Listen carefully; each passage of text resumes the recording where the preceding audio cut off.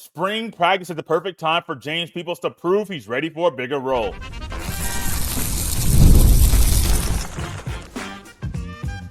You are Locked On Buckeyes, your daily podcast on the Ohio State Buckeyes. Part of the Locked On Podcast Network, your team every day. Welcome in, Buckeye fans, to your Thursday edition of Locked On Buckeyes, which is your daily Ohio State podcast.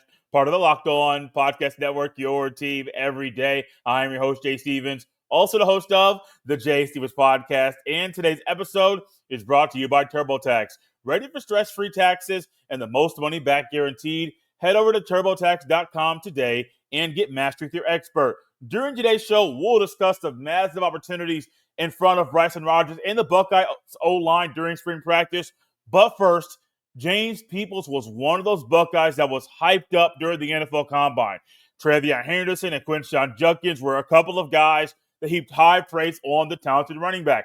While they heaped high praise on him, Peoples can't allow those compliments to get him off of the path he's on to prove he's ready for a bigger role. And during spring practice, he can do that. He can say and show that he's ready to fill the shoes of Judkins and Henderson and ready to work in a two-back system and ready to be the all-around running back a lot of people believe he can be. No matter what people believe he can be, he has to prove it with his play on the field, and he can do that during spring practice. And spring practice is a great time. I talk about it all the time. The opportunities in front of all Buckeyes, players and coaches alike, it's massive. You're able to install some things. You're able to get acclimated with your new coach. You're able to figure things out. You're able to get back on the football field. I mean, my goodness, how crazy has it been to not have football, just college football, from January 20th until March 13th on today? It's wild. And then we think about just football in general from the first Sunday, second Sunday in February until now. It's a shorter period of time, but man, we miss football. Let's say we, because we as a collective group miss football. And the fact that football is literally right around the corner as a Buckeye just set to start spring practice next week, that is a moment where I'm going to get sucked into football even more than I currently am. And I'm watching number 20, James Peoples, to see what he does. And I have a belief in James Peoples that he is ready for a bigger role.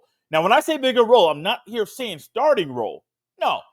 Is he going to be able to fill the shoes of a Travion Henderson or a Quinshon Judkins? It's possible. It's possible. But when I say bigger role, the young man didn't get many touches last year. No. Scored a touchdown or two, did some good things when he was able to get on the field, but he didn't get a lot of touches. So, no, we truly don't have enough data to say he's ready. But he can show that during spring practice. And let's just say the battle is the top three guys in the room are Peoples, C.J. Donaldson, and Sam Williams-Dixon. If that's the pecking order in that room, yeah, right now Peoples might be at the top because he's been there. He's played more than the other two guys have in the scarlet and gray. But C.J. Donaldson has more experience. C.J. Donaldson had almost a 2,000-yard rusher in his 3 years at West Virginia. He is a guy that Carlos Lockman brought in to play and has a real opportunity to compete to start. But for Peoples, while you're watching a guy come into your room that's really talented, has a different skill set, you can watch him come in the room and say, oh, he's coming in, I'm going to back away. I'm not going to step up to the plate and knock this thing out of the park. I'm going to allow him to dictate my own behavior and dictate my mood and dictate X, Y, or Z about me, where all of a sudden, where Peoples was a guy that was hyped up by numerous Buckeyes that are about to get drafted, he's now a guy that's not even ready for a bigger role. You can do a lot during spring practice to show you're ready for that big role, but also you have to continue that process throughout the summer, during the workouts when you're not having on the field day after day after day, during fall camp where things get ramped up a little bit and things are a whole lot more intense. The physicality is there on a regular basis. You can prove that there too, but it doesn't start now. It gets continued now, because if it started now, you wouldn't have Henderson and Judkins say the things that had said about Peoples during the NFL Combine. Remember, Will Howard and Denzel Burke, they threw high praise to Julian Sand and saying it's Julian Sand's time. He's next up. While also accounting for and realizing Lincoln Kienholz is good and that there are some things that he brings to the table. But the overall consensus by a few Buckeye players that we've heard from, at least, is that it's Sagan's time. But for Sagan and Peoples, both of those guys together, they're kind of in the same boat. They can't allow what happened last year or what people are currently saying about them to allow their head to get so big they don't tackle this opportunity head on. And I wasn't planning on bringing Sagan into this, but it makes sense. Both guys are sophomores. Both guys played a little bit as true freshmen. Both guys are getting high praise from players. Both guys, I'm sure, are being utilized by coaches on the recruiting trail to talk about, well, this guy is projected to start, and we know what he was in high school, and he may start as a true sophomore. Is that something you would like to do when you're at Ohio State? There are things that coaches will do with these players' names to help the team out and just project and to help them along the way. And while that is true, what happens if he doesn't step up and he proves he's not ready for a bigger role? Then you turn and see to Donaldson. Then it's Sam Williams-Dixon. And honestly, I think Bo Jackson has a legitimate shot to play this year too. As a true freshman, which with Sam Williams-Dixon back, at those are wrenching things because he is the older guy. He's been with Lachlan more. He knows the system. He even knows Heartline better. There's a lot of things that go into Sam Williams-Dixon still having the upper hand over Bo Jackson. But trust me, when I look at Bo Jackson play, while it is high school, he physically looks ready to play in a third-string role at running back. If he didn't physically look ready, I would not be on here making comments about him saying, oh, he's ready to play right now. I don't know if he's ready to play. I don't know what's going to happen during spring practice. Nobody does. We can project. We can say, oh, this is going to happen or that's going to happen. But in all actuality, most people aren't able to say that with data. What are you basing it off of? Do you know how the man is going to be able to get acclimated to a Buckeyes playbook? Let's just start there. Take the physicality part of it, take the smarts out of it, take the strength and conditioning and the nutrition out of it. Can he handle a playbook? I know a kid. Well, I covered his senior year of high school. He went down to an HBCU, ultimately ended up getting cut during his freshman year, and part of the issue was the playbook, man. That wasn't the only issue. It wasn't the overarching issue. But there was an issue with him being able to digest and handle the playbook.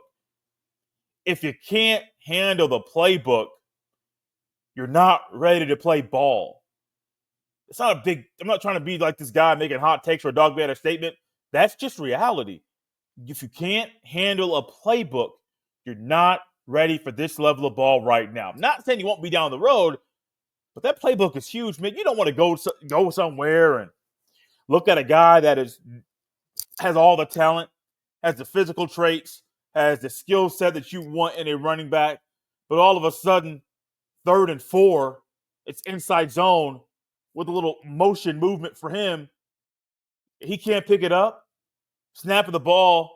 He's like, why are you handing it off to me to my right when I'm right here? Well, you're supposed to go in motion. Excuse me? Where'd that come from? While he heard the play in the huddle, he wasn't able to fully digest it. And the playbook is huge. Not only have Henderson and Judkins heaped high praise on Peoples, Carlos Lachlan has too. And not in a way to try to puff him up, just really realizing that I had a relationship with Peoples when he was being recruited out of Texas. Then that was when Lachlan was in Oregon. And so that's another enticing thing for Lachlan to have a guy like that you already knew in high school that you recruited that's now in your room, that's now more physically ready to play. He was able to digest the playbook, and it's one of those guys you hope proves he's ready for a bigger role. While Peoples has the opportunity to prove he's ready for a bigger role in the fall, Bryson Rogers does too, and I'll tell you why next. This episode is brought to you by Monarch Money. Ever check your bank account and wonder, where did all my money go? Between dining out, online shopping, and entertainment, it's easy to lose track. That's where Monarch Money comes in. Your personal CFO, giving you full visibility and control over your finances. Monarch Money isn't just a budgeting app. It's a complete financial command center. You can track all your accounts, investments, and spending in one place, so you stop just managing your money and start building wealth. When I started using Monarch, I realized just how much I was spending on food delivery. Now, I budget smarter and save more. Instead of juggling multiple apps, You can use Monarch to check your finances, track spending, and even plan long-term goals. Take control of your finances with Monarch Money. Use code LOCKEDONMLB at monarchmoney.com for 50% off your first year. That's monarchmoney.com, code LOCKEDONMLB for half off your first year. Looking to optimize your nutrition this year?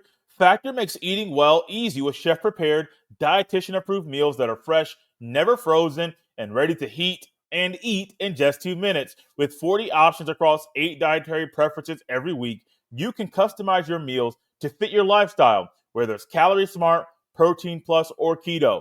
Plus, Factor even offers wholesome smoothies, breakfast, and grab-and-go snacks to keep you fueled all day long. I love how Factor takes the stress out of meal planning. The convenience is unbeatable. No prep, no mess. Just get food in minutes. Eat smart with Factor. Get started at factormeals.com/LockedOnCollege50 off and use code LockedOnCollege50 off to get 50% off your first box plus free shipping. That's code LockedOnCollege50 off at factormeals.com/LockedOnCollege50 off to get 50% off plus free shipping on your first box. Thank y'all for tapping Locked On Buckeyes and making this show your first listen today. While James Peoples has a massive opportunity in front of him to prove he's ready for a bigger role, Bryson Rodgers does too. Bryson Rodgers is one of the more talented receivers at Ohio State right now. It's just unfortunate for him, not for the team, that he is behind 3 really talented receivers in their own right: Jeremiah Smith, Carnell Tate, and Brandon Ennis. And I think in a different world, Bryson Rodgers will be entering the year as being one of the top 3 receivers at Ohio State. But he's not, which goes into the opportunity in front of him. Bryson Rodgers came into Ohio State because he believed this was the right place for him to play football. I say was because after his freshman year, he entered the portal, thought he was going to go play at a school in the Carolinas, ended up leaving the portal to come back to Ohio State. Great move for him to be coached by Brian Hartline, to wear the scarlet and gray some more, to prove to everybody that you have everything it takes to be a top receiver at wide receiver U. Now, while that is true, while he has some opportunity and there are things he can do to cement his mark as wide receiver 4, as Mylan Graham and others are trying to come on up and take that spot from him, he can make sure that his route running is on point. We know the man got hands. He wouldn't be at Ohio State if he wasn't able to catch the rock. But the route running is one area that any receiver or a tight end or running back can start to separate themselves from the pack. If you're able to separate yourself from the pack and you're able to be a guy that is not trying to chop onions at the top of a route, but it's a smooth transition from one to the other, what are you finding? Oh, well, Hartline sees it. Oh, man, the co-OC sees it. Oh, man, my peers see it. And if they all see it, Ryan Day's either going to see it or hear about it. If he hears about it first, he's probably going to go back to the film from practice and see what that man is doing. Because then Ryan Day might push and say, I know we normally only run 3 receiver looks. That's a normal thing. We might even split a tight end out to have 4 wide, but it might not be 4 receivers. Well, how about we go 4 wide? And you put number 4, number 17, number 11, and then Bryson Rodgers in the mix. What would that do for the opposition when you already have Peoples behind you and you have an offensive line that's ready to tackle a massive opportunity in front of them? We'll talk about that later on in the show. Man, that would be a great wrinkle. That's one that I've been talking about for, my goodness, now. Woo-wee. A few years. We used to do live shows in the middle of the week, once a week. It was either a Wednesday or a Thursday. And one of the frequent listeners of this show back then used to pop in and leave comments every now and then. And one of the questions was about Ohio State using 4 wide receivers. And that wasn't the first time I thought about this, but this is back in like the 2020 or 2021 season, one of the two. But that question really made me think, why doesn't Ohio State use 4 wide? I may understand the why, but shouldn't that be something they should do? And it isn't just like a Smith, Tate, and Ennis and Rogers conversation. You could go back a few years ago. You got Garrett Wilson, Chris Olave, Jameson Williams, and Jigba. in the 2020 season. Those, I believe, are the top 4 receivers. So while those were the top 4 receivers and Jigba didn't go off and become a household name until the 2021 season, could they have done some more to get Jigba some more looks in the 2020 season? We all remember, many of us do, the touchdown catch he had against Nebraska. I believe it was week 1, and everyone's thinking, who is this cat? Who is he? Where did he come from? Is he going to play more? These are the questions that people are asking themselves. And no, he didn't play more. Buckeyes ultimately also lost Jameson Williams the next year, and they had some younger guys after him that could have stepped up and did that year. But ultimately, 4 receivers should be something that should be a staple in this offense. And part of me wonders if that's something that Ohio State's going to utilize a lot with Brian Hartline calling the plays. I don't care who the OC is.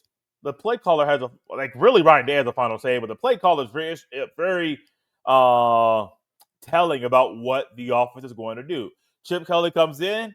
Everybody in their mama knows Chip Kelly's going to be very creative while running the ball. If Ryan Day was calling plays, everybody in their mama knows Ryan Day has some creative looks, and he's able to develop an elite quarterback. But also, he's going to sling that rock around like it's an air raid offense. For Hartline, while he is a receivers coach, Brian Hartline puts a massive emphasis on his receivers blocking downfield. Not only just blocking on run plays, but also just blocking in general. If it's a smoke screen or a jailbreak screen or a receiver screen where he comes back over the middle and catches the ball right where the O-line was at the snap of the ball, whatever the case may be, we truly don't know Brian Hartline's tendencies or the packages he may want to run or the input he's going to get from a Coach Key or Tyler Bowen in regards to the type of offense he's trying to put together. Yes, there's going to be an importance and a premium put on making sure the starting quarterback is able to make big boy throws. There has to be. No matter if it's Julian Sand or Lincoln Kienholz or Tavian St. Clair or somebody else. It does not matter who the quarterback is. You must put an emphasis on the quarterback making big boy throws. While that is a reality, another reality is you're going to have an inexperienced quarterback in 2025. None of them have played significant ball. I am perfectly comfortable putting Tavian St. Clair in this conversation right now with someone that has the opportunity to compete for the starting job. Do I think it would be wise for Ryan Day to put a true freshman in there as starting quarterback? No. However, if he does everything he needs to do to win that battle, so be it. If you beat out the other guys and you win the battle, then you're going to start. Jeremiah Smith, what did he do? He beat out the other guys. He did everything he needed to do to show everybody that he's a starting receiver at Ohio State, and he's been starting since game number 1. There are other guys out there that you may say, oh, he can do it. But they don't get it done. Edric Houston. I didn't expect Edric Houston to play as much as he did in a backup role last year, but it was Cade McDonald and him. I was under the belief that Hero Canoe was a guy that was going to be a bigger, higher up in the Buckeyes depth chart. No. Edric Houston put on weight. Edric Houston is quick off the line. Edric Houston has a punch and heavy hands when he gets them on you. He has the paws that allow him to not only stick on you, but to shed you and then get to the blocker. He's playing himself into being a day 2. It's a massive projection because we haven't seen him start and play consistently. But you could be looking at a guy that's playing himself into being a day 2 pick when he enters the NFL draft in either 2027 or 2028. My guess is 2027 because I don't think he's going to play 4 years at Ohio State. Not on this path, you're probably going to be a 2-year starter. I don't see that. Rodgers' ability to tackle this opportunity head on is a big one. We talked about yesterday. The other day, got a little bit of my mind about talking trash. I don't normally talk about talking trash on this show. I don't know why. Playing pickup basketball is one thing I always have done, especially if I know you. Man, I'm pushing buttons. I know if I know you, man, I'm trying to push all them buttons, man. It's almost like I'm poking your eye out with a pen while I'm out there on the court. Not literally, but figuratively, because your hand's swatting. You can't think, man, get out my way. Get out my face. You're swatting like there's a fly, and you're hosting a show like I am right now, and there's a fly walking back and forth and just swatting that thing. And what does it do? It causes you to not be as focused as you need to be. For Rodgers, Don't allow the figurative gnats or flies to be flying in your face that cause you to not be as focused as you need to be, because your focus is huge. Your focus is key. If you're not focused, if you are not doing everything he can to tackle this opportunity and to cement himself as the fourth receiver in the room, you could be looking at a scenario where there are some young guys, or a guy like a David Adolph who's been around for a while but's battled some injuries, or a Quincy Porter who's a true freshman, or a Marlon Graham who's a redshirt freshman, where those guys come in and jump Bryson Rodgers on the depth chart. I don't think it's going to happen. My personal projection is that you will see four receiver sets. Absolutely. You kind of need to see four receiver sets with the amount of talent and firepower that Ohio State has. I don't think you'll see four wide and then see a Max Clare in the backfield. I think it will be not easy to defend, but you're able to get personnel. And I don't really know how Max Clare would be coming out of the backfield, but if it's Max Clare versus a Mike linebacker, take me that. I'll take that every day of the week. Absolutely. But if you go five wide, that plays into the offensive line and some things that might plague the Buckeyes offensive line in the fall. I don't think they'll be plagued by some of these things, but while there's a massive opportunity in front of James Peoples and Bryson Rogers during spring practice, there's a massive one for the entire offensive line unit as spring ball starts next week. We'll dive into that next. This is a message from our sponsor, Intuit TurboTax. Taxes was waiting and wondering and worrying if you were going to get any money back. And then waiting, wondering, and worrying some more.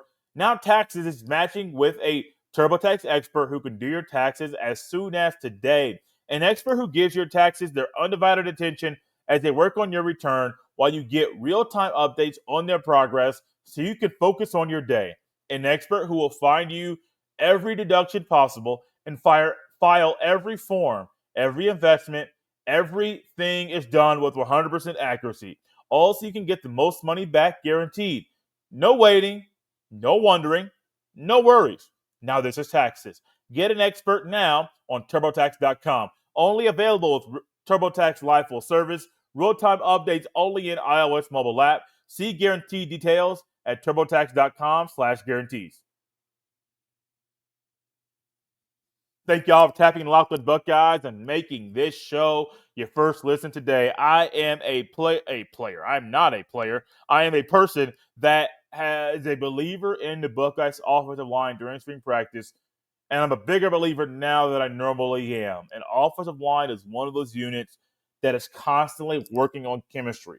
From the time they get together at the end of the season until spring practice and through the summer and through fall camp, and even into the first 3 to 4 games of the year, the offensive line is working on chemistry. It's very difficult to try to work on chemistry because you have 5 guys that are doing different things. While it may be 5 guys doing a student body right, as some people called it as kids, you're all 5 of you are in different positions, literally on the offensive line.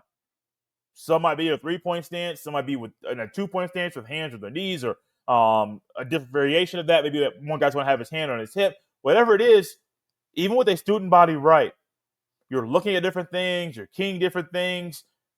The D-line is going to be in a different setup for you than maybe somebody else. So one guy's going to be up and setting the line, being the center. Everyone else is kind of scattered and a little bit further back than he is. There's a lot of stuff that goes at the offensive line that we normally don't talk about, but we have to because of the opportunity in front of these 5 guys. The Buckeyes offensive line from last year, left tackle's gone to the NFL. Seth McLaughlin, center, gone to the NFL. Left guard, gone to the NFL. Josh Fryer, right tackle, gone to the NFL. That's 4 of the 5 starters from last year that have gone off to the National Football League. That leaves 2 transfers in Ethan Ananwa and Phillip Daniels to fill in the left and right tackle spots, respectively. Luke Montgomery, who started in the playoff, and I think he might be the starting left guard next year. Center Carson Hinzman, right guard Tego Shabola. You could find a scenario where Josh Padilla progresses so well and moves up and becomes a starting center, which would move Luke Montgomery to me, will move him to right guard and move Hinzman to left guard. Not to confuse you, I think Hinzman's a full-time starter, and part of me is believing that Luke Montgomery is a full-time starter. The one guy that can shake that up is Josh Padilla. Even more than Austin Servo, who played a lot last year. Josh Padilla can shake things up, use his hunger, use his nasty behavior on the football field to show maybe he's a better center than Hinzman would be with this upcoming unit. Because I think Hinzman might be a better left guard than he is at center. I have a lot of respect for Hinzman. That's a lot of stuff to say. There's a lot of moving parts. Nothing is solidified at all. Tegra Shabola might be playing out of position. I have never looked at Tegra and said, oh, he's a guard, left side or right side. No, I said he's probably going to be a right tackle first and then potentially go to left tackle. Also, with the offensive line, you're not just filling big shoes. You're trying to build that chemistry earlier than some people projected to be built. Because you're playing Texas week number 1. This ain't no cupcake. This ain't no just regular old walk in the park. You're playing a team that you played in the national semifinal last year that was in their home state that had the opportunity to knock off Ohio State, a team that in the first 2 games in the playoff was beating the brakes off teams, beating the brakes off of Tennessee, beating the brakes off Oregon. And Texas played great, played good ball. Their defensive line was physical, gave Ohio State's O-line fits, gave them some issues. Yeah, Ohio State won the game 28-14. That wasn't without some resistance and having to overcome adversity in that game. While you're overcoming adversity, that was a learning period for Luke Montgomery, for Carson Hinzman, for Tegra Shabola, for Austin Servo. A big one. And my gut is not only with those guys that learned in that game, but my gut also has a good feeling about Tyler Bowen's ability to recruit. Just got the number 1 O-lineman in Ohio to commit to Ohio State early in the cycle. Hats off to you for getting that done so quickly. But Tyler Bowen is trying to figure things out too with this unit. We talk about Carlos Loughlin a lot, his ability to recruit and create relationships, but also get the best out of his players. The one big reason I think that about him is Travion Henderson last year, his final year in Columbus was easily his best. And it wasn't because statistically he had the most yards and the most touchdowns or highest yards per carry average. I'm not saying that, no. It's more because the way Henderson played the football, his physical nature. Judkins may start and have a few hard runs and show his fierce nature out there when the ball's in his hand. The next thing you know, Henderson's trying to run harder. Henderson's trying to run through someone's face. Henderson's trying to duplicate, even do better than what Judkins did out on the field. I don't know if you get that if Tony Alford's still at Ohio State. I don't. And that's not a knock against Tony Alford. You just mesh better with some people than you do with others. And it was clear that Loughlin meshed very well with guys that have different personalities and Judkins and Henderson, and he squeezed that orange to have 2 guys that rushed for 1,000 yards last year. And the offensive line is a big reason why that happened. Loughlin's a big reason why. The offensive line is a big reason why. Does Ohio State want to have back-to-back years of having 2 1,000-yard rushers? Absolutely. It's almost a rhetorical question. But how do you do that? Work together now. The offensive line is similar to the defensive line, as there is a lot of things that go on that a lot of people cannot understand. You may know what it's like, looks like to see someone excel and to go off and to prove they're better than everybody else. But in all actuality, it's very hard to look out there and point and say, that guy has the goods. That guy has it. That guy has the ability to get to the second level, to get skinny, or be able to use your hip at a double team to get up to the second level, whatever the case may be, you or shoulder check somebody, you may be able to do this. A lot of guys can't describe that. It's not their job to describe it. It is the offensive line's job to put in all the work, take care of their bodies, to realize that spring practice is not the start of building chemistry. It's a continuation of this unit to build chemistry. And Ryan Day, as he's trying to make sure that the offense and defense are taken care of and that those guys have different coaches, sometimes position coaches or different leaders on those sides of the ball, Ryan Day's in charge of all of it. And Ryan Day doesn't want to have a scenario next year where the offensive line loses numerous guys you get down to your 8th or ninth offensive lineman. The depth isn't there, which goes into some guys we really haven't touched on much. Deontay Armstrong, Devontae Armstrong, Ian Moore, Gabe Van Sickle, Toby Wilson. I don't know if Toby Wilson's on the team. I thought he was done. I'm looking at a chart right now that I don't know if it's taking his name off the list. But those are some other guys there that I firmly believe can push these guys. It wouldn't shock me if there's a true competition at right tackle between Philip Daniels and Ian Moore, or Ian Moore and Ethan Ananwa, while the other guys are these projected starters. I think as a second-year guy, Ian Moore can find his way to find a crack to get into the starting offensive line. I don't think the Armstrong twins, either one of them are ready. I don't. Not better than a Luke Montgomery or Hensman or a Cibola or Austin Saraville. Even Josh Padilla. I think the Armstrong twins are probably the 9th and 10th offensive linemen in the room. Because I'm trying to figure this out right now as we're talking. 1, 2. Yeah, they're the 9th and 10th offensive linemen in the room. And it's possible that there's an incoming freshman that may jump them. What scenario is that? It's not a good one where you may get jumped by an incoming freshman. But that's another opportunity for those two young men too. They're second-year guys, man. Most offensive linemen don't really figure it all out until year 3 or year 4. If it takes them 3 or 4 years to figure it out, that's not a bad thing. That's not a thing that would hurt Ohio State's chances to win a national championship, because Ohio State has the guys right now to make another championship run. It's going to be a different look. It's going to have a different roster. It's going to have different coaches. There's going to be so many differences about this upcoming run that's going to make everybody realize why last year's run was so special and rare. As rare as it was, Ohio State can make another one. And to do that, the offensive line must take advantage of every opportunity they have during spring practice to get better individually, as well as getting better as an entire unit. Thank y'all for tapping Locked On Buckeyes and making this show your first listen today. For your second listen, check out the Locked On College Basketball with Isaac Shade and Andy Patton. Guys, March is here, so be the most informed college basketball fan throughout the madness. Find Locked On College Basketball on YouTube or wherever you listen to podcasts. You can follow me on any social media platform at jstevens07. Send every email to jstevens317@gmail.com. This has been Locked On Buckeyes on a Thursday. We'll see you next time.